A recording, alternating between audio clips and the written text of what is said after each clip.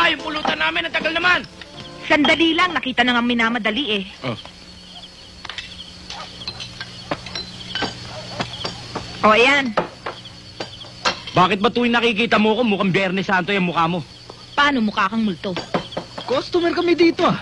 Dapat nakangiti ka. Anong tingin nyo rito, beer house? Ikaw naman kasi. Ba't di mo patapatin yung kaibigan ko?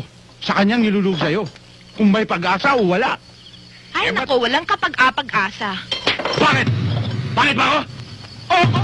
O Alan, huwag mong bastusin yung ko. Ano ba? May tanda! Huwag kang makialam sa akin! Talagang bastos to ah. Chairman, binabastos yata si Jennifer, oh. Alan! Kapitan, oh! Minabastos ako ng mga walang hiyanto eh!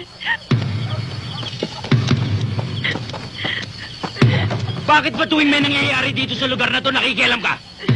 Alam mo, Alan, katungkulan kong panatilihin ang katahimikan ng barangay na ito. Hindi na baling bastusin mo ang aking pagkatao.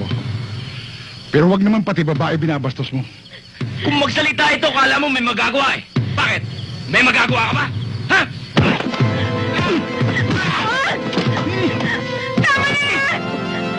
Maawa naman kayo kay Kapitan! Mga kapitbahay! Tulungan niyo kami!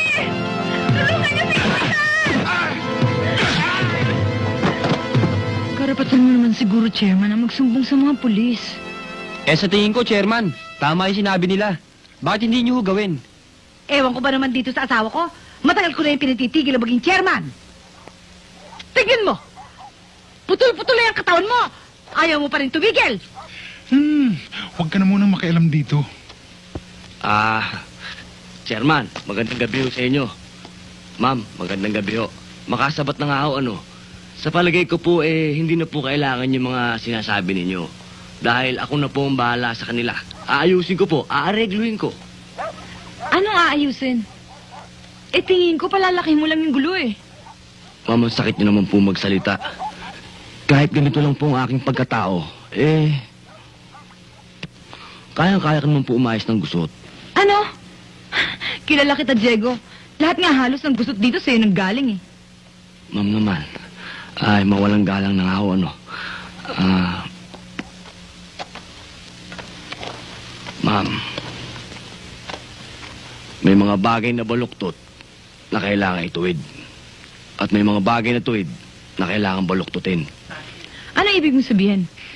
Diego, alam kong nagmamalasakit ka.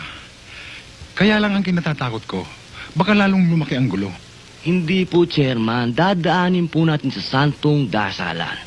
Ako po'y magpapaalam na. Ma'am? Pati ba naman kami? Gugusutin mo? Hindi po, ako po'y nagpapaalam lang. Yung sigarilyo ko po. Sige ho. Kara. Chairman, tutuloy na ho kami. Ayusin ho namin yung gusot. Sige ho, Chairman. Salamat.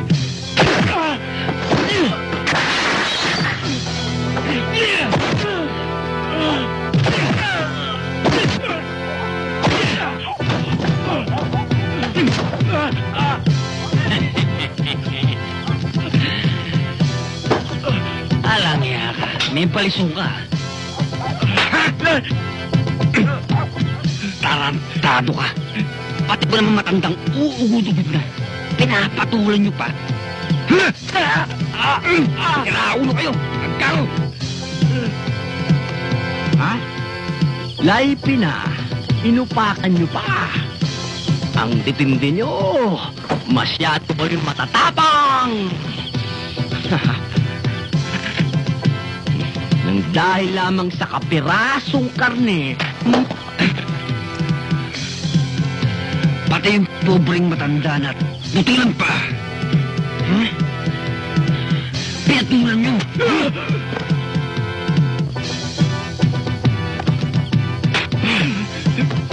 Mga walang ya kayo. Pag ginawa niyo pa ulit sa matanda yun, Tyson, hindi lang ito ang aabutin niyo. Ang baho ng hininga mo! Sigarilyo! Sigarilyo! Kailangan mo na si Pino! Kailangan mo! Bilis! Bilis!